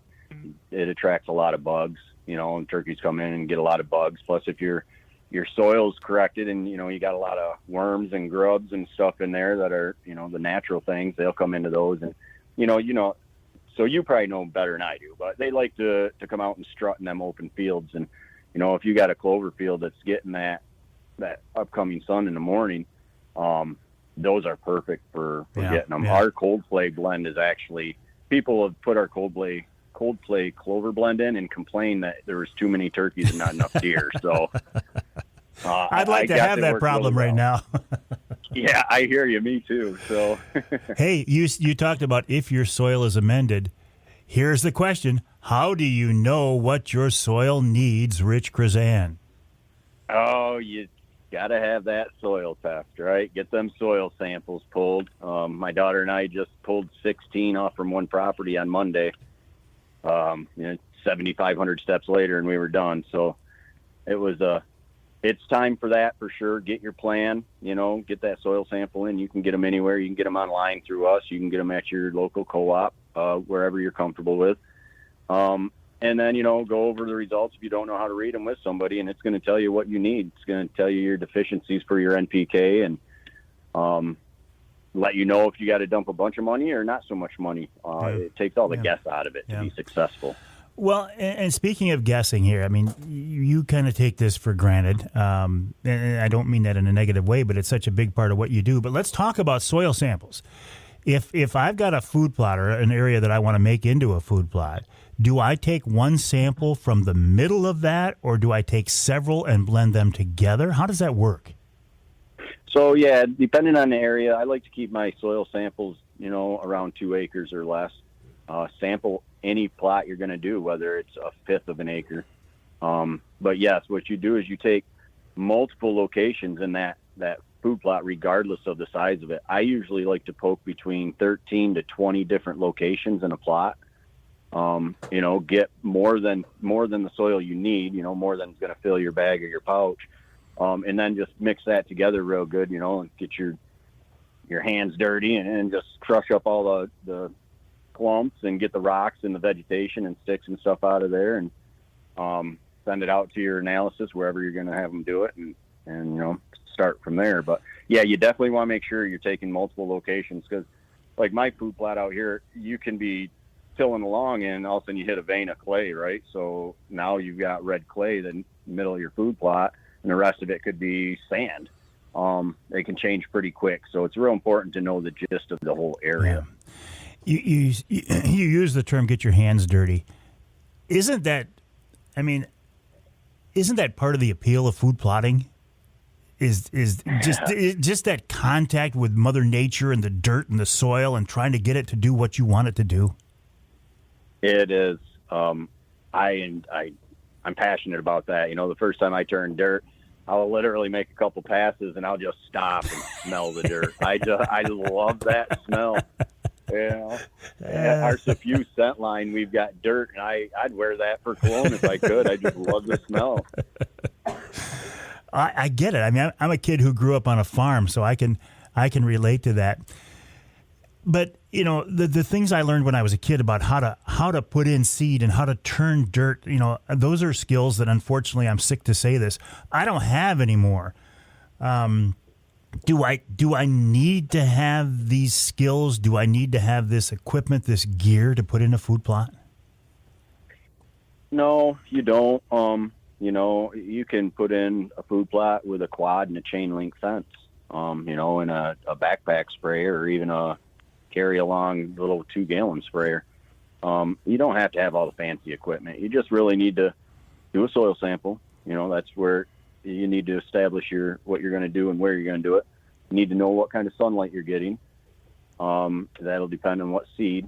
A lot of people like to go with buckwheat because buckwheat will grow anywhere, but buckwheat likes 6 hours plus of sun. So you're not going to throw that in the woods and expect it to grow, or get it to grow, I should say. Yeah.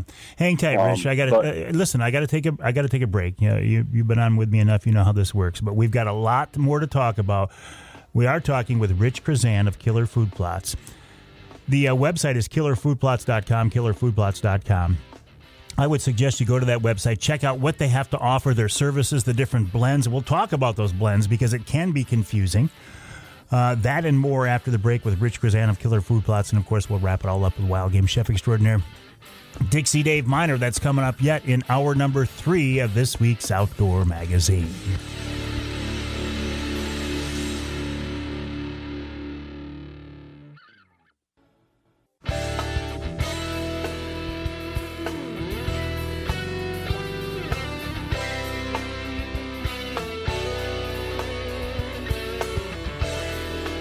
You can hear the Outdoor Magazine show in Manistee on WMLQ 97.7 FM.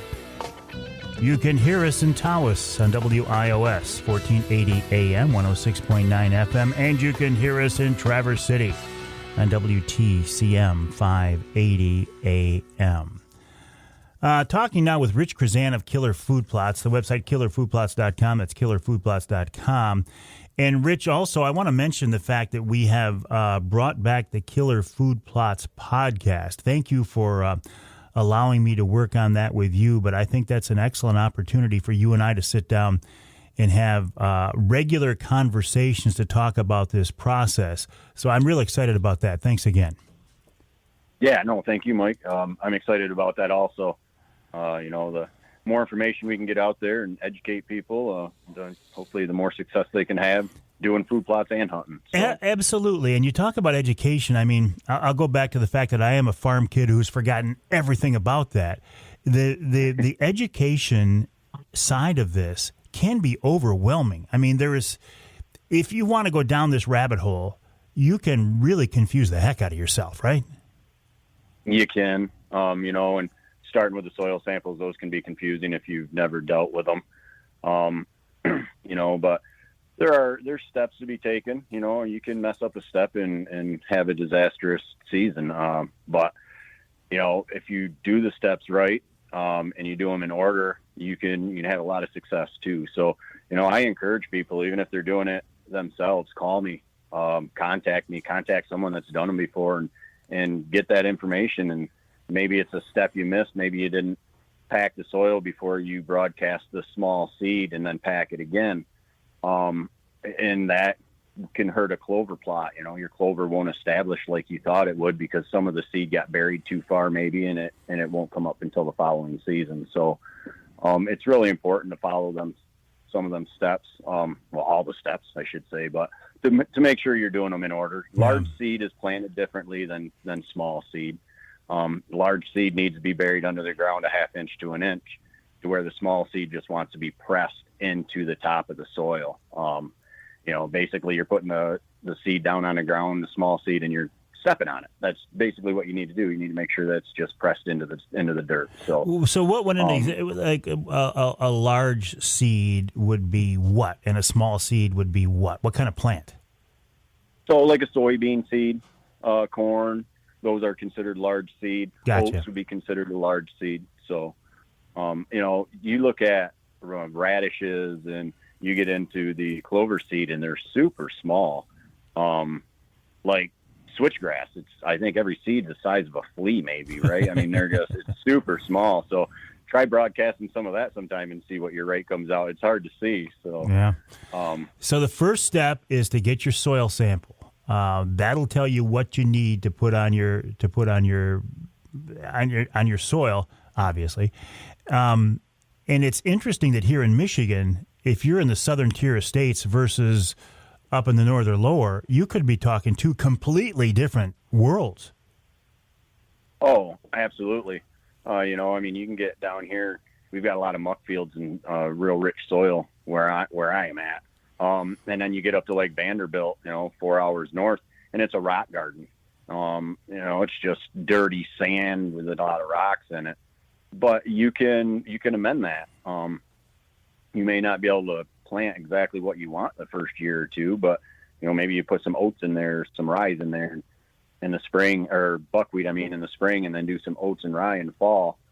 Start building that soil and give yourself some organic matter. The organic matter that you can put in there, which would be the oats and the buckwheat, all that does is it helps hold moisture. So moisture, and it becomes nutrients, and it holds the nutrients, And without that in the soil, everything you put in there, the fertilizers, is just going to wash through. It's just going to wash past because it doesn't have anything to grab a hold of it. And that's your soil will be dry then, so it won't germinate real well. But there's ways to work that out. Does the size of the food plot matter, or is it determined pretty much by whether you're going to be rifle hunting over it or bow hunting over it or both? Yeah, size does matter depending on your deer density. If you got high deer density and it's a 1/4 acre food plot and that's all you have, plan on doing a spring and fall plant. Because they're going to eat it? They're going to eat it. They're going to devastate it. So maybe go with like a climatized blend, which has got your soybeans and your buckwheats. That's a good spring, summer, and into the fall. And then maybe around August or end of July, you kill that off, and then you put in some carnage brassicas, which is your turnips and radishes. Gives you a lot of tonnage for late in the season. They mature real fast. Why would you kill that off? Why not just plant over it? You could, absolutely. And if the deer, it depends on if it gets weed infested. That would be the big thing. Yep. If it's not weed infested, you could drill right through it or broadcast over it with the brassicas. We do that a lot with clover. We'll just broadcast carnage brassicas right into a clover plot come the end of July. Not every seed is going to germinate, right? But you get 75% of that to germinate. Now you just got your second food source for the fall. Well, 75% would be a pretty good percentage, wouldn't it? It would be. It'd be a real good percentage. Yeah. A lot of that seed's not going to make contact with the ground just because it's going to sit on the leaves. But if you can do it before a rain, that's ideal. Let the rain beat it down through the leaves and into the dirt. So we've been pretty successful doing that. It just gives the deer that high carb food source, a lot of tonnage late in the season. Them deer like those carbs because it gives them the energy to chase them doe and gives the doe the energy to run from the buck. So makes both of them happy, and it's really good for their body. And keeping a deer healthy is where you're going to get your big mature bucks. If you don't have a good food source, you can have a 5-year-old deer and it's only going to be an 8-point if it's struggling all winter long for food. Because everything it does in the spring and in the summer throughout that antler growth, it's all going to their body. It's not going to go to the horns. Their body's going to take up everything before the horns start developing or taking it. So that's where we really focus, is trying to put enough food in the areas that are available to keep that herd healthy throughout the season, so you can achieve that boon, that booner in 2-3 years. Does the shape of the food plot matter? Is that a factor, a concern? It is, only because if you've got, say you got a 2-acre food plot and it's just one big square, which it may be all you have to work with, so that's fine. But if that mature buck walks into the corner of that food plot or can see through that 2-acre food plot, he is not going to come out there until it's dark. He knows the food's there after dark. There's no sense in him going out there and exposing himself. So if you were to take and put some screening and break that food plot up and make it into maybe some long alleyways, maybe 20, 30 yards wide and all the way through the food plot, however long it is, you could make 2 or 3 of those, or you can go in and do snakes, make like kidney-shaped food plots inside that 2-acre square just to break it up, keep the deer from being able to see the entire food source from one point. You've got several different blends. When I go to your website, killerfoodplots.com, and I see the different options there, how do I know which one to use, Rich? Really depends on what your conditions are, as in sunlight. That's a big one. I keep going back to that. So if you have something in the woods and you're only getting, 2, 3, 4 hours of sunlight, you want to look at like our deep woods, and all our products have how much sunlight they need to achieve what they're expected to do. Deep woods, that'll grow in 2.5 hours of sunlight to full sunlight. So that would be great for those field edges that don't get the sun all day, or those little kill spots out in the woods that are going to be shaded once all the leaves are on the trees. So that's one way to consider what to pick. If you have a wide open field, you can pick, you can plant anything in a wide open field. All our seed blends will take full sun. But then again, you also have to determine on your what your soil sample says. Maybe it's easier to grow. Always goes back to that soil sample, doesn't it? It's a big circle, isn't it? Big circle. But, maybe you want to, or you can only grow oats for the first couple of years while you're building that organic matter in your soil, trying to get your pH levels up there.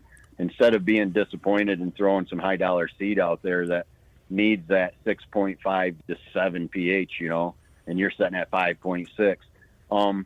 Pick a seed that doesn't take that kind of a soil, something that'll grow in acidic soils or sandy soils. Again, all my blends, if you go on our website, they have what kind of soils they'll grow in, how much sun they'll do. I mean, there's a ton of information on there to help pick. And then call me. I mean, that's what I'm there for. I love to have a conversation about it. If people have questions and they don't know, pick up the phone. Send me an email. I'll get back to you. We'll discuss it. Get them a plan. Well, I'm looking at the website. I mean, is your, I hate giving out phone numbers over there. Is your email address and your phone number on the website? My email address is. Okay. And I don't have a problem with my phone number being, I only have one phone number, Mike. So that is the one I live on. That is the company phone. So if people wanted to talk to me, I don't have a problem with that. I mean, 616-215-2052, 616-215-2052. Call me. Have a conversation. Let's get you a plan that's successful. What about annuals versus perennials? And I may have to interrupt you here about halfway through this, so we got to take a break. But I'd like to offer you the coveted third segment if you can stick around. Oh, absolutely. Okay. Absolutely. So my thinking is, look, if I'm going to go through all this hassle, I'm going to put in perennials. It'll come back for a few years. I don't want to have to do this every year. Why? Why not just make the blanket statement for ease and best value? You put in all perennials. You can put it on, and again, it really depends on your area. Maybe you have a real small area and you only have a mower or something, and you want to do all perennials like a clover. You get more tonnage faster with your annuals. They just mature faster. The leaves are usually bigger, on your turnips and your brassicas. So it's really important, if you can, to have both. They usually say like a 30-70, a 40-60. So you'd have 30% perennials, like clovers, and then you'd have 70% annuals. Again, that's the ideal situation if you've got 200 acres of property and you can do something like that because you have multiple food plots. Well, yeah. But if you don't have a huge area and you don't have a lot of equipment, you want something that's easy to maintain, clover and chicory is the way to go. It's a year-round food source. If the deer don't mow it enough for you, just mow it about 10, 12 inches high. Hang tight, Rich. I told you I was going to interrupt you, and I am. We're talking with Rich Chrzan of Killer Food Plots, killerfoodplots.com, killerfoodplots.com. More after the break with Rich right here on Outdoor Magazine.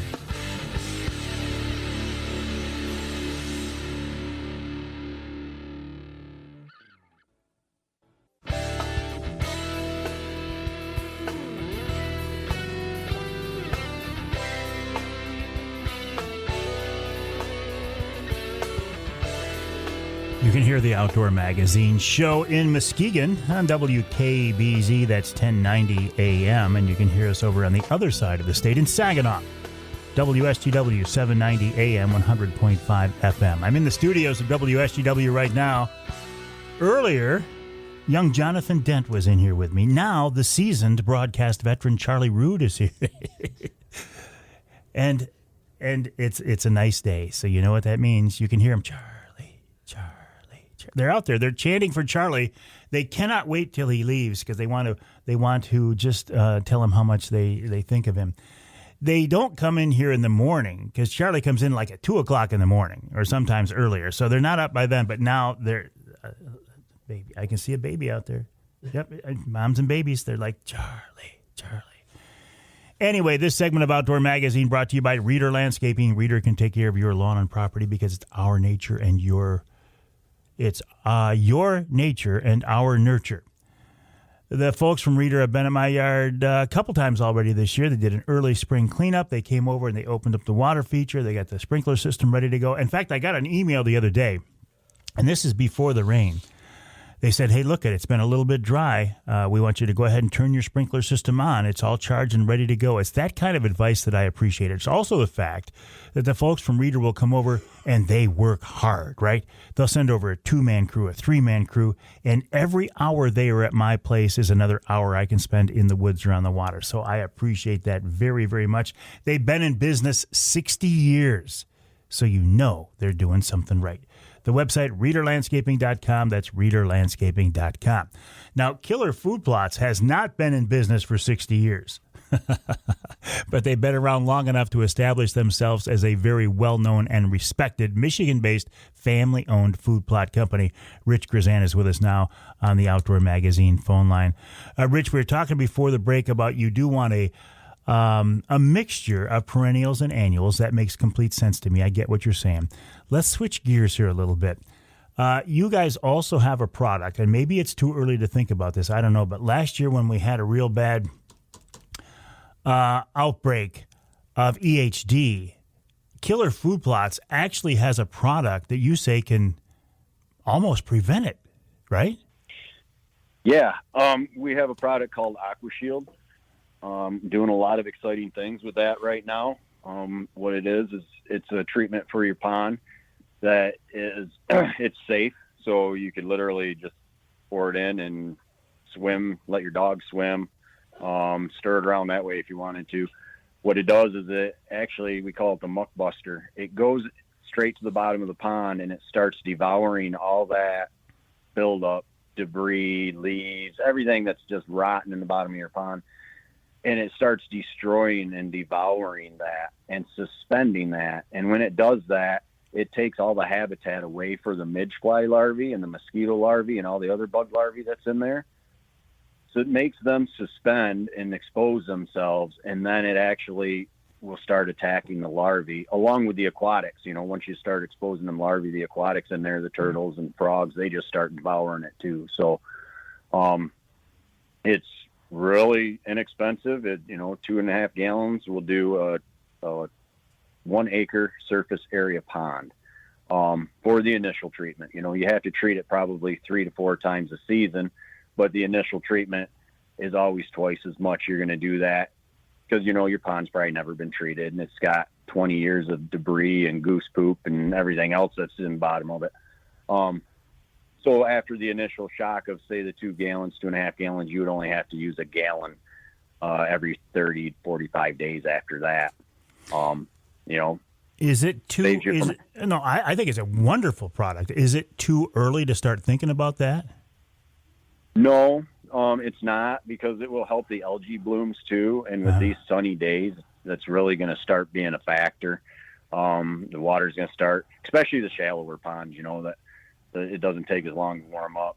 I've actually got customers that just contacted me and they are treating their ponds right now. Okay. I'm treating some water holes for some deer farms. Southern part of Michigan's got some deer farms down there, and they lost some pretty valuable deer to the EHD last year. It's devastating when we lose our target buck out here in the wild, but when these guys have breeding stock, that's a little harder on the pocketbook, So, yeah, they can see immediately how much they've lost. Yeah. Yeah, exactly. So I'm working with a bunch of those guys. They're treating their ponds and any standing water areas that they have on their property, whether it's in their pen or it's a quarter mile away from their pen. We're treating a lot of those water sources to help prevent that. Gotcha. So it's pretty exciting to see some of those things going on. No, it is. It's pretty exciting to watch Killer Food Plots from the outside because, what you're doing with the company, I think, is wonderful. You've kept the company alive. The company is growing, and you got a lot of followers. The website, killerfoodplots.com, killerfoodplots.com. And, Rich, I would send people to the podcast, too. If they do a search for Killer Food Plots Podcast, that's Killer Food Plots Podcast, they can listen to our conversations, plus all the ones that we did years ago with Nick Percy. So there's a wealth of information there, too. So I think that's a good thing for folks to check out. Yeah, absolutely, Mike. Appreciate that. All right, Rich, always a pleasure. Rich Chrzan of Killer Food Plots. I know you're getting into your busy time of year, so I'm going to have a hard time getting in touch with you, but I'm going to keep trying, and here in a couple of weeks, we'll do another podcast. Yeah, absolutely. I'm actually getting ready to jump in the truck and go look at a piece of property right now. All right, good luck. Have fun, my friend. We'll talk again soon. Rich Chrzan of Killer Food Plots, killerfoodplots.com. Also, I hope Rich gets his daughter that bird, and I hope I get my grandson Trent his bird as well. We'll take a break here in the Outdoor Magazine show. When we come back, we will wrap it all up with wild game chef extraordinaire Dixie Dave Miner, just like we always do. Hey, this ain't our first rodeo. We'll do it. Coming up after the break.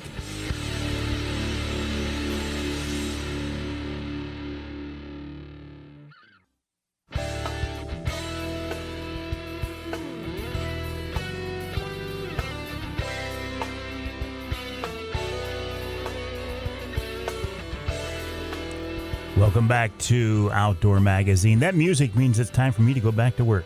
Well, one last time for this week's show. And you know, if you've been with me before, that we wrap up each week's show with wild game chef extraordinaire Dixie Dave Miner, who is actually with us once again. David, welcome back. How are you? Really good. Boy, I had a good time at the Wednesday Night Live. I was just going to mention that. It was so nice to see you and Terry, the entire crew at the Lumberjack. And it's fun for me to watch other people interact with you, Dave, because people have known you for years and they just want to come up and say hi. And that's got to feel kind of good. I know. They did. And listen, people say hi. And it's a great venue. And now it's not like the old Oscar and Joey's or the old Dixie Inn where we used to do Wednesday Night Lives, but it is a lot of fun. And again, I appreciate you guys making the drive. It actually wasn't that far for you either, was it? About 20 miles. Excellent. How about a recipe, David? What do we have? We have a stuffed baked wild turkey breast with morel mushrooms. Both seems to be in abundance at this point in time. Excellent. It's on page 97. Excellent. So you're going to need a couple of turkey breasts. You want to make sure they're skinned and shot, and any bloody meat would be removed. And then you can boil the turkey carcass with onions and carrots and celery for a couple hours. And you're going to use this for your gravy or a sauce. Strain the reduced liquid and save it and pick the meat off the bones and use it in your a turkey salad recipe or in hot turkey sandwiches, because you're going to have 2 legs and 2 thighs, and there's going to be quite a fair amount of meat on that, actually. So you need a large onion, a couple stalks of celery, 2 or 3 cloves of garlic diced up fine, 8 or 10 sprigs of garlic or coarsely chopped, or sage. You can have store-bought, or you can use this fresh and then chop it.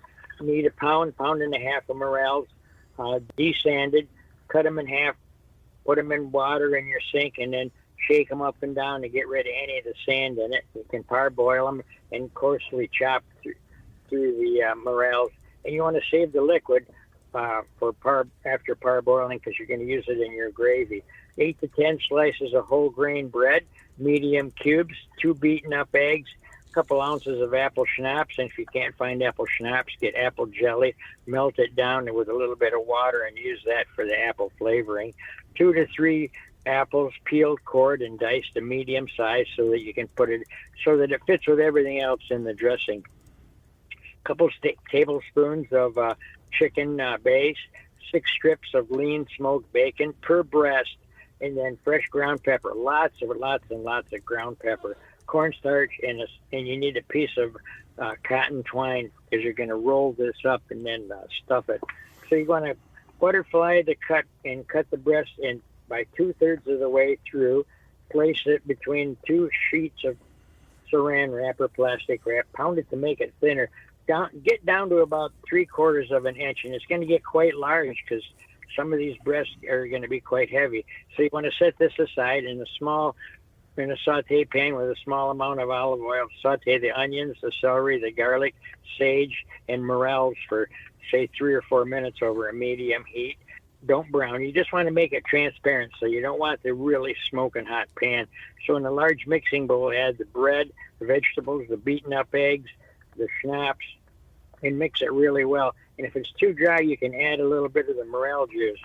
Add the apples and the fresh pepper. You want to taste it at this point. Make sure that it's firm but not too runny. And if it's too runny, all you got to do is add a little bit more bread to it. If you can lay the breasts out, that have been pounded out. You're going to arrange the dressing on top of the meat evenly, keeping it away from the edges.